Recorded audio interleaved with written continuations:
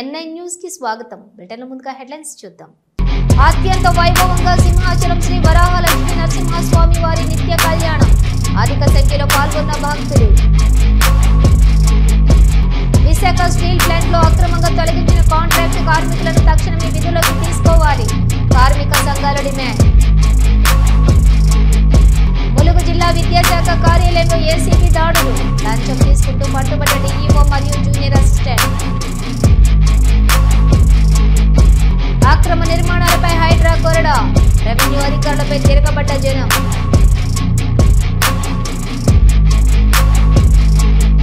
కేంద్రంలో బీజేపీ ప్రభుత్వం ఏర్పడి 11 సంవత్సరాలు. తాను ఎంపీగా గెలిచి ఏడాది. ఈ నెల 22న ఎగ్జిబిషన్ ఏర్పాటు చేయనున్న ఎంపీ ఈటెల. చిరుతను బాధించిన అధికారులు. ఊపిరి పీల్చుకున్న గ్రామస్తులు.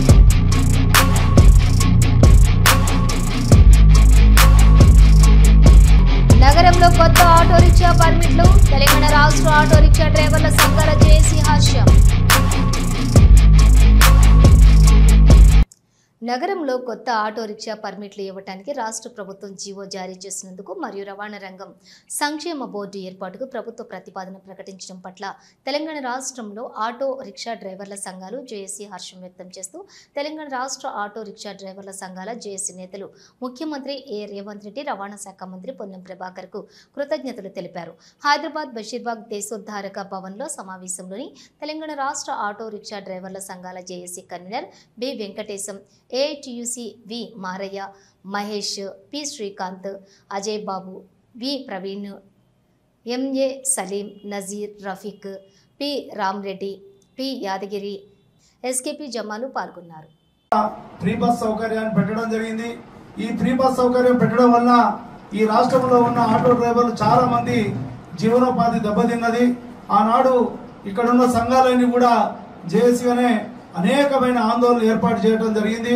అప్పుడు ప్రభుత్వము ఆటో డ్రైవర్లతోని చర్చలు జరిపి ఏ ఆటో డ్రైవర్ కూడా తెలంగాణ బిడ్డలే, ఎవరికి నష్టం కాకుండా మేము చూస్తాము, ఫ్రీ బస్సు వల్ల నష్టపోయిన డ్రైవర్లందరూ కూడా ఆదుకుంటామని చెప్పి ఆనాడు రాష్ట్ర ముఖ్యమంత్రి గారు, మంత్రులు, అనేక మంది అధికారులు వారు చెప్పడం జరిగింది. వారు చెప్పిన విధంగా ఏ సమస్య కూడా పరిష్కరించలేని దశలో మేము అనేకమైన కార్యక్రమాలు రూపొందించుకొని అనేకమైన ఆందోళన చేయడం జరిగింది. ముఖ్యంగా ఈ జేఏసీ సమావేశం ఏర్పాటు చేసి ప్రభుత్వం ఆటో డ్రైవర్ల ప్రయోజనాల కోసం గత 10 సంవత్సరాల నుంచి 2015లో అప్పుడున్న టీఆర్ఎస్ ప్రభుత్వం, గతంలో 2013లో ఇచ్చిన జీవోను అనుసరించి వాళ్ళు ఇవ్వడం జరిగింది.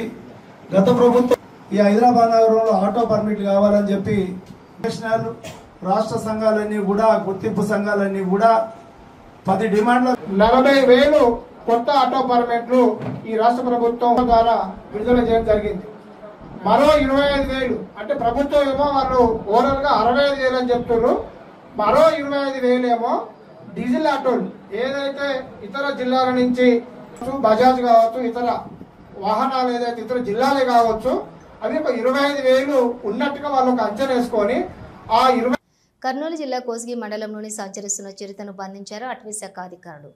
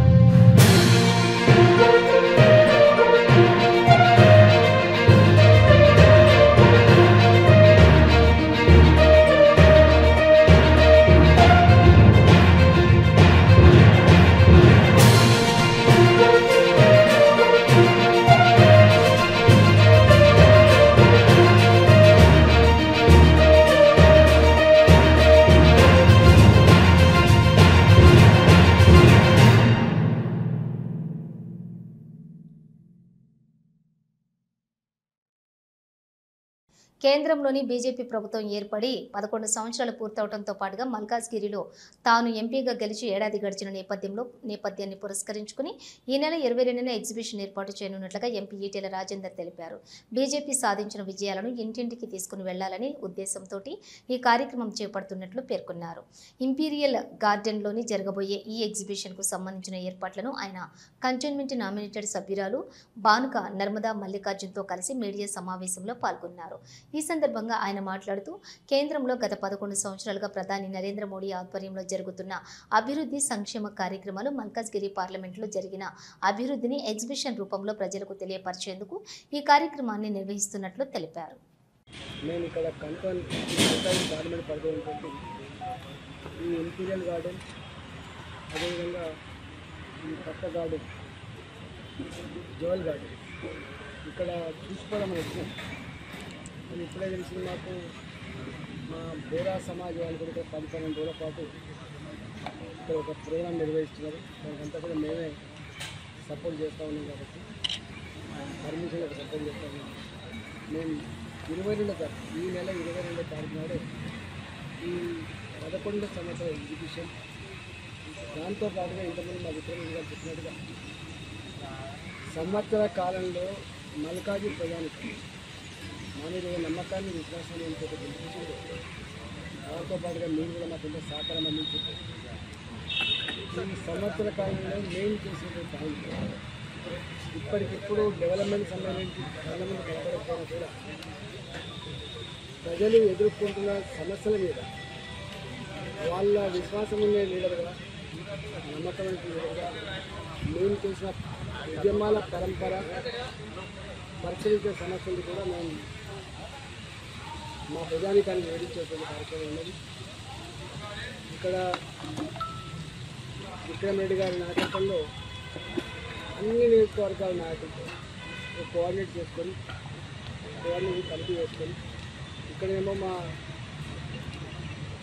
బానుక నర్మదా మల్లికార్జున గారు కంటోన్మెంట్ బోర్డు మెంబర్ ఉన్నారు కాబట్టి ఇక్కడ మా నరసింహరావు గారు కానీ, మా విజయ్ కానీ, ఇక్కడ మా స్థానిక లీడర్షిప్ ఇంకా మా జిల్లాధ్యక్షులు ఇక్కడ ఉన్నటువంటి ఏర్పాట్లను కూడా వారే చూస్తారు. మొత్తం 7 నియోజకవర్గాల నుంచి జరిగిన అభివృద్ధి పనులు కావచ్చు, మాకు సపోర్ట్ చేసినటువంటి ప్రజలు కావచ్చు, గేటెడ్ కమ్యూనిటీ కావచ్చు, అపార్ట్మెంట్లలో ఉండేవాళ్ళు కావచ్చు, బస్తీలలో ఉండేవాళ్ళు కావచ్చు, కాలనీలలో ఉండేవాళ్ళు కావచ్చు, అనేక రకాల సమాజాలు కావచ్చు, వాళ్ళందరికీ కూడా మేము అప్రోచ్ అయ్యి డివిజన్ల వారిగా, నియోజకవర్గాల వారిగా వాళ్ళందరూ కూడా ఈ కార్యక్రమానికి ఆహ్వానించే ప్రయత్నం చేస్తాం. ఇక్కడ ఉదయం 10:30-11 గంటలు మొదలై దాదాపు 2 గంటలు 3 గంటల వరకు కూడా ఈ ఎగ్జిబిషన్ కనిపించేటువంటి భోజనాల కార్యక్రమం, ఇక్కడ స్క్రీన్లు పెట్టి 11 సంవత్సరాల అభివృద్ధి కార్యక్రమాలు, ఈ సంవత్సర కాలంలో మేము చేసే ఉద్యమ పరంపర, ఇవన్నీ కూడా ఇక్కడ ఎగ్జిబిట్ చేసే అవసరం ఉంది. నేను 22nd నాడే మాకు ఇది అందుబాటులో ఉందని తెలిసింది కాబట్టి మీకు ప్రైమరీ ఇన్ఫర్మేషన్ మీకు ఇచ్చారు. కానీ 7 నియోజకవర్గాలలో ఉన్నటువంటి ముఖ్య నాయకులు ఎదుర్కొంటాం. మా నియోజకవర్గం ఇన్ఛార్జ్ కావచ్చు, మా నియోజకవర్గంలో గతంలో ఉన్నటువంటి ఇన్ఛార్జ్ కావచ్చు, ప్రభారీలు కావచ్చు, 4 జిల్లాలు వస్తుంది, 4 జిల్లాల అధ్యక్షులు కావచ్చు, మా డివిజన్ అధ్యక్షులు కావచ్చు, మా కార్పొరేటర్లు కావచ్చు, వివిధ హోదాల ఉన్నటువంటి నాయకత్వం అంతా కూడా మా పరివార క్షేత్ర, మా ఓబీసీ మోర్చా, ఏ మోర్చా, ఇతర మోర్చాల నాయకులందరినీ కూడా విక్రమ్ రెడ్డి గారి నాయకత్వం కమిటీ చేసి ఒక ఇంతకుముందు చెప్పినట్టుగా మా రాష్ట్ర అధ్యక్షుడు పక్క చేసుకుంటాం కిషన్ రెడ్డి గారు. ఇది పార్లమెంట్ పరిస్థితి కాబట్టి మా బలపల్లి గారు వస్తారు, మా ఆర్ఎల్ సెక్రటరీ గారు, చంద్రశేఖర్ గారు వస్తారు. వాటితో పాటుగా ఇంకొక ముఖ్య నాయకులు కూడా ఇప్పుడే అనుకున్నాం కాబట్టి తీసే ఆస్కారం రిచ్గా చేసుకోవాలని. మల్కాజ్గిరి పార్లమెంటు కాన్స్టిట్యూన్స్ నుంచి ఎంతమంది ప్రజలు వస్తారని మీరు వేల మంది వస్తారు. అసలు వేల మంది మీరు చూస్తారు కదా, అంటే ఎన్నికల్లో చూసింది. మీరు ఎన్నికలలో మా కార్యకర్తలు, మా పార్టీకి అంతా తెలుసు ఎట్లా సపోర్ట్ దొరికినప్పుడు, అంటే అన్ని వేల మంది వస్తే సరిపోతుంది. సీన్ సపోర్టే కాకుండా అన్సీన్ సపోర్ట్ ఎంత గొప్పగా వచ్చిందో దానివల్ల 4 లక్షల మెజార్టీ వచ్చిన విషయం అలాంటి మోడీ గారు దేశ ప్రధానమంత్రి కావాలని భారతీయ జనతా పార్టీ గెలవాలని చెప్పి సంకల్పంతో ఇవన్నీ అదే కాబట్టి వచ్చింది. ఇప్పుడు సంవత్సర కాలంలో మేము ప్రతి నిత్యం ఎక్కడ ఉంటుందో మేము చూస్తున్నాం. వాళ్ళ మధ్యలో ఉంటున్నాం, వాళ్ళ సమస్య పరిష్కారం కోసం ప్రయత్నం చేస్తున్నాం.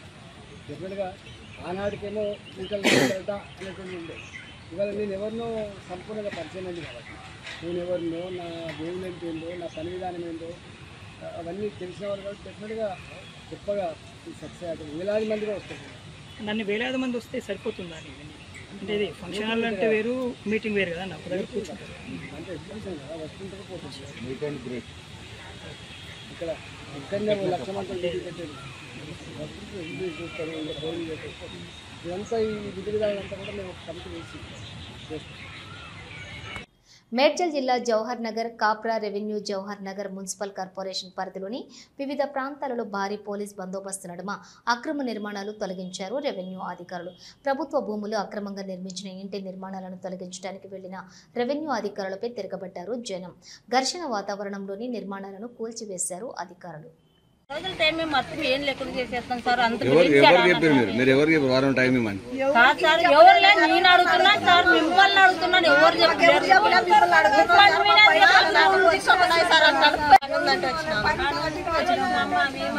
ఎవరు జాగా కాలిందనా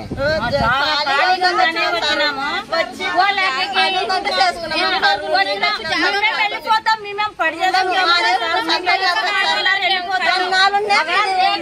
వెళ్ళిపోతాము. కొంచెం ఖరాబ్ చేద్దాం. మేము పీక్కొని పోయి అందుకే మేము అనేది మేమే గోడలు కట్టుకోలేము.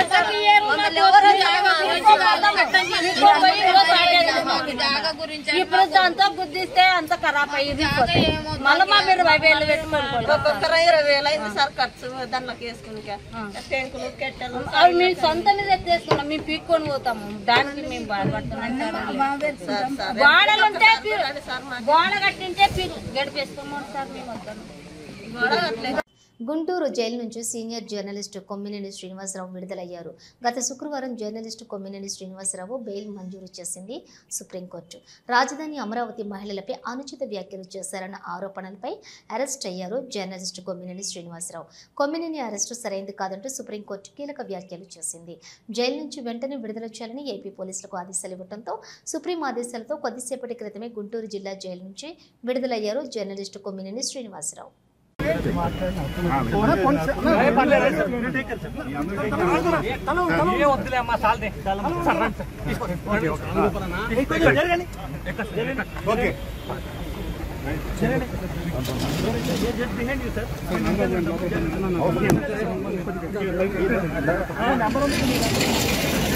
ములుగు జిల్లా విద్యాశాఖ కార్యాలయంలో ఏసీబీ దాడులు నిర్వహించింది.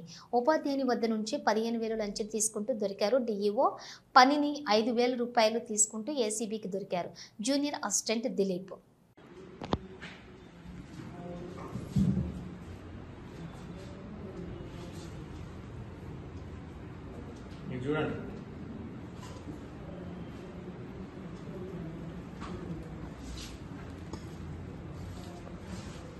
తెలంగాణ భవన్ సమీపంలోని ఉన్న నిలోఫర్ కేఫ్ నుండి కస్టమర్లను బయటకు పంపించేసి కేఫ్ను మూసివేయించారు పోలీసులు. అనంతరం కేఫ్లోని కొందరిని అరెస్ట్ చేశారు పోలీసులు.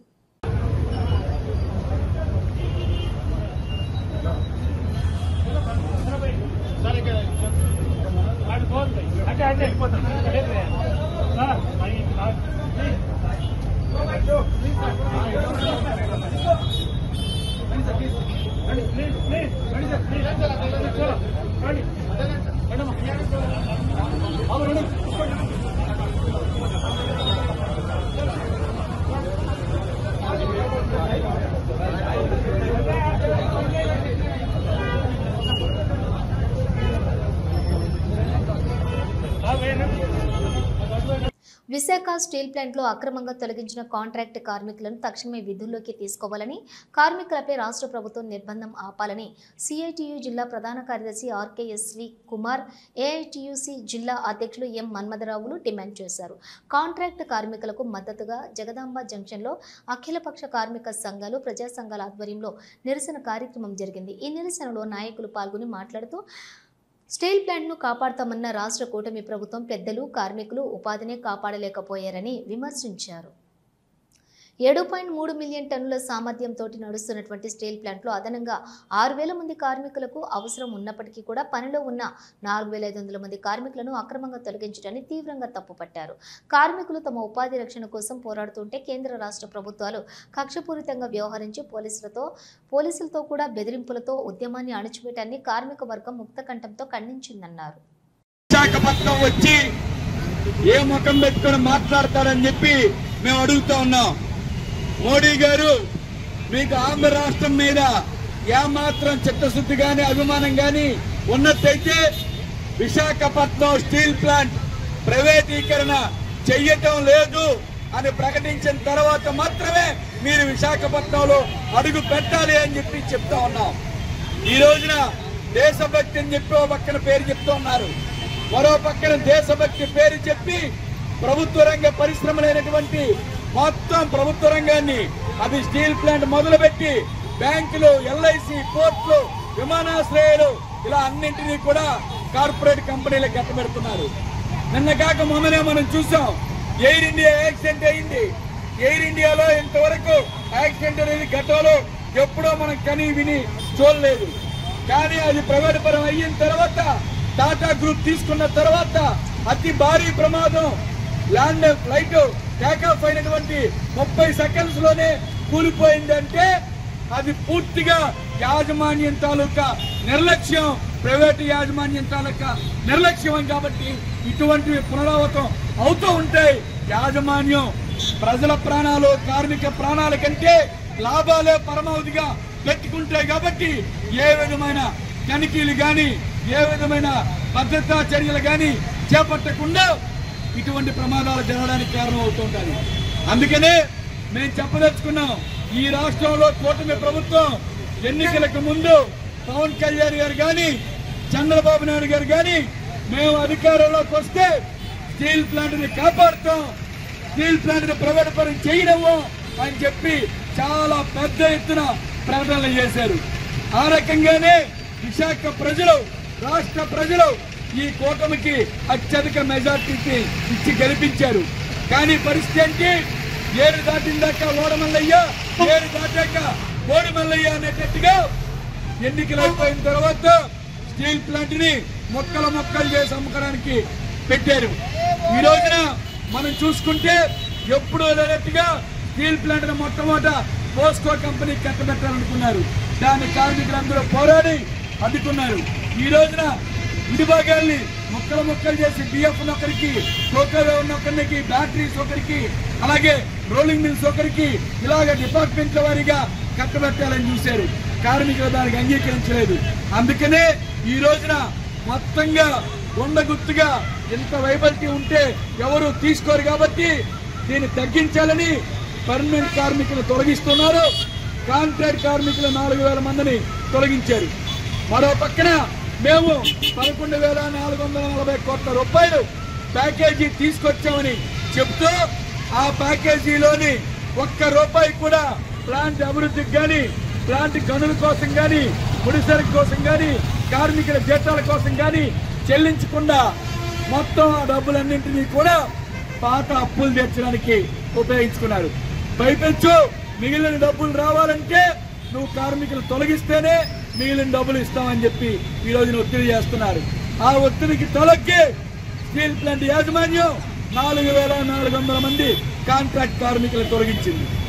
పర్మనెంట్ కార్మికుల్ని 1,250 మందికి తొలగించడానికి రంగం సిద్ధం చేసింది.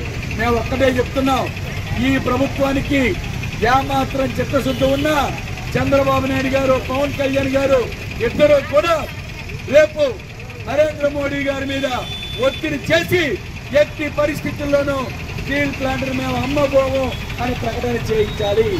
అది చెయ్యకుండా విశాఖపట్నంలో అడుగుపెట్టే నైతిక విలువలు లేదు నరేంద్ర మోడీకి అని చెప్పి చెప్పదలుచుకున్నాం. మరో పక్కనే 5 సంవత్సరాల నుంచి పోట్లాడుతుంటే ఈ రోజున తీవ్రమైన పోలీస్ నిర్బంధాన్ని పెడుతున్నారు. స్టీల్ ప్లాంట్ టెంట్ కూలిపోతే ఆ టెంట్లో కూర్చొనివ్వకుండా మొత్తం బయటికి గెంటేస్తూ ఉన్నారు.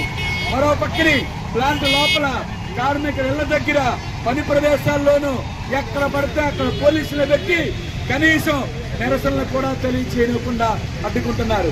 అందుకనే చెప్తున్నాం, ఈ రోజున స్టీల్ ప్లాంట్ కార్మికులకి ఉపాధికి భద్రత లేకపోతే ఇక రేపొద్దున ప్రైవేట్ షాపుల్లో పనిచేస్తున్న వాళ్ళు, హాస్పిటల్లో పనిచేస్తున్న వాళ్ళు, హోటల్స్ లో పనిచేస్తున్న వాళ్ళు వీళ్ళ పరిస్థితి ఏంటి అని చెప్పి అడుగుతున్నాం. అందుకనే స్టీల్ ప్లాంట్ కార్మికులకు అండగా, స్టీల్ ప్లాంట్ అంటే అది నరేంద్ర మోడీ గారి సొత్తు కాదు, దేశ సొత్తు, ప్రజలందరి సొత్తు. కాబట్టి ప్రజల సొమ్ముని అమ్మే హక్కు నరేంద్ర మోడీకి లేదు. దీన్ని ఎలాగైతే ప్రాణ త్యాగాలతో సాధించుకున్నామో అలా ప్రాణ త్యాగాలైనా చేసి, ఎలాంటి త్యాగాలైనా చేసి ఈ ప్లాంట్ని రక్షించుకుంటాం. కాబట్టి మొత్తం విశాఖపట్నం స్టీల్ ప్లాంట్ రక్షణ కోసం జిల్లాలోనూ రాష్ట్రంలోనూ ఉన్నటువంటి కార్మిక సంఘాలు, ప్రజా సంఘాలు మొత్తం అందరూ కూడా ఏకమై పెద్ద ఎత్తున పోరాడుతూ ఉన్నారు. కాబట్టి స్టీల్ ప్లాంట్ రక్షణ కోసం ఎలాంటి పోరాటాలైనా చేసి దీన్ని కాపాడుకుంటామని ఈ 16వ తారీఖు నుంచి 21వ తారీఖు నరేంద్ర మోడీ గారు వచ్చే వరకు కూడా అన్ని వీధుల్లోనూ, అన్ని ప్రాంతాల్లోనూ ఇంటింటికి తిరిగి కరపత్రాలు పంచి ప్రజల్ని చైతన్యవంతులు చేసి స్టీల్ ప్లాంట్ రక్షణ కోసం ప్రజా ఉద్యమాన్ని నిర్మిస్తాం. ఆ రకంగా నరేంద్ర మోడీ మెడలు వంచుతామని హెచ్చరిక చేస్తూ ఈ పోరాటంలో ప్రజల భాగస్వాములు కావాలని కోరుకుంటూ సెలవు మిత్రులారా. బంజారాహిల్స్లోని లేబుల్స్ పాప్ యాప్ స్పేస్లో కొలువుదీరిన డిజైన్స్ పటోలా ఆర్ట్స్ వస్త్ర ప్రదర్శన పద్మశ్రీ అవార్డు గ్రహీత భారతీయ కూచిపూడి నృత్యకారిణి డాక్టర్ పద్మజారెడ్డి ప్రారంభించారు. విభిన్నమైన పటోలా ఆర్ట్స్ చీరలు, పటోలా హ్యాండ్లూమ్స్, సిల్క్ వస్త్రోత్పత్తులను ఒకే వేదికలో ప్రదర్శించడం అభినందనీయమని ఆమె అన్నారు. నేరుగా వీవర్ నుండి వినియోగదారునికి అందించేందుకు ఏర్పాటైనటువంటి ఈ ప్రదర్శన ప్రతి ఒక్కరు కూడా సందర్శించి మరింత ప్రోత్సహించాలని పద్మజారెడ్డి కోరారు. నమస్తే హైదరాబాద్. సో ఈరోజు Banjara hills road number 1 popup షాప్లో ఈరోజు డి సన్స్ వాళ్ళు వచ్చి ఇక్కడ చేనేత ప్రదర్శన పెట్టారు. సో ముఖ్యంగా ఈ Banarasi saris and Chanderi, patola saris and Lucknow saris, all varieties అన్నీ కూడా అండర్ వన్ రూఫ్ లో పెట్టడం జరిగింది. అయితే ఇవన్నీ డైరెక్ట్ గా వీవర్స్ నుంచి వచ్చారండి మెయిన్ గా. సో అందుకని మనం అందరం కూడా తప్పకుండా ఇక్కడ ఈ షాప్ నేను ముఖ్యంగా చూస్తే అన్ని చాలా తక్కువ రేట్ కి, అంటే మనకి షాప్ లో మనం కొన్నామంటే ఆల్మోస్ట్ డబుల్ ఉంటాయండి. ఇక్కడ అందులో వీళ్ళు హాఫ్ ఆఫ్ ద ప్రైస్ కి సేల్ చేస్తున్నారు. చాలా బాగున్నాయి.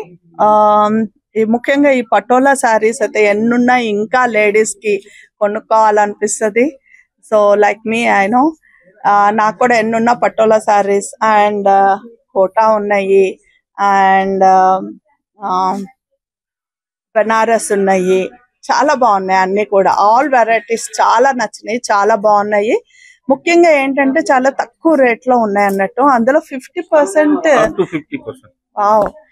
తిరుమలలోని అన్నమయ్య భవనంలోని టీటీడీ పాలక మండలి అత్యవసర సమావేశం జరిగింది. చైర్మన్ బిఆర్ నాయుడు అధ్యక్షతన ప్రారంభమైన సమావేశం శ్రీవారి వైభవం, సనాతన ధర్మం వ్యాప్తికి విస్తృతంగా చేపట్టాల్సిన కార్యక్రమాలపై చర్చ జరిగినట్లు తెలుస్తోంది.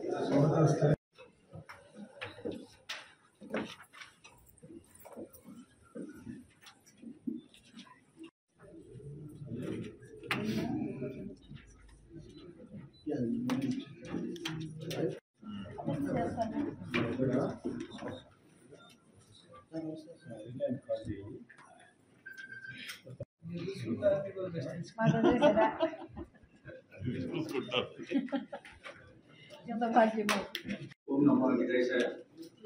ఈనాటి అత్యవసర సభ్యులకి అందరికీ కూడా స్వాగతం కలుపుతూ ముందుగా ప్రార్థనతో ఈ కార్యక్రమాన్ని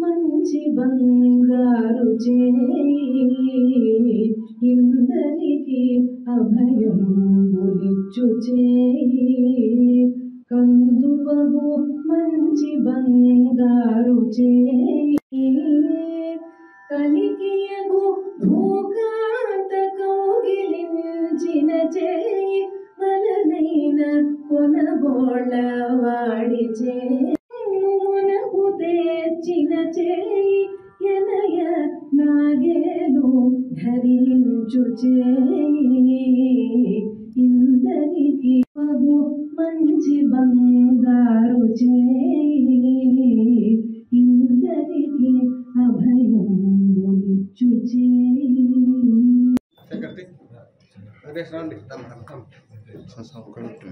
ఉత్తరాంధ్ర ఆరాధ్య దైవం ప్రముఖ పుణ్యక్షేత్రంగా విరాజిల్లుతున్న సింహాచలం శ్రీ వరాహ లక్ష్మీ నరసింహస్వామి వారి నిత్య కళ్యాణం అత్యంత వైభవంగా జరిగింది. అర్చిత సేవల్లో భాగంగా అర్చక స్వాములు ఉత్సవమూర్తి గోవిందరాజస్వామిని ఉభయ దేవీరులతో మండపంలోని అధిష్ఠింపచేశారు. నిత్య కళ్యాణంలో పాల్గొన్న భక్తుల గోత్రనామాలతోటి సంకల్పం చెప్పి పాంచరాత్రాగామ శాస్త్ర విధానంలోని విశ్వక్సేన ఆరాధన పుణ్యహావచనాలతోటి కార్యక్రమానికి శ్రీకారం చుట్టారు. కంకణ ధారణ, నూతన యజ్ఞోపవిత సమర్పణ, జీలకర్ర బెల్లం, మాంగళ్య ధారణ, తలంబ్రాల ప్రక్రియలను కమనీయంగా జరిపించారు. మంత్రపుష్పం, మంగళ శాసనాల తర్వాత భక్తులకు వేదాశీర్వచనాలు, శేషవస్త్రాలు, స్వామివారి ప్రసాదాలను అందజేశారు. అనంతరం స్వామివారి అంతరాలయం దర్శనం కల్పించారు.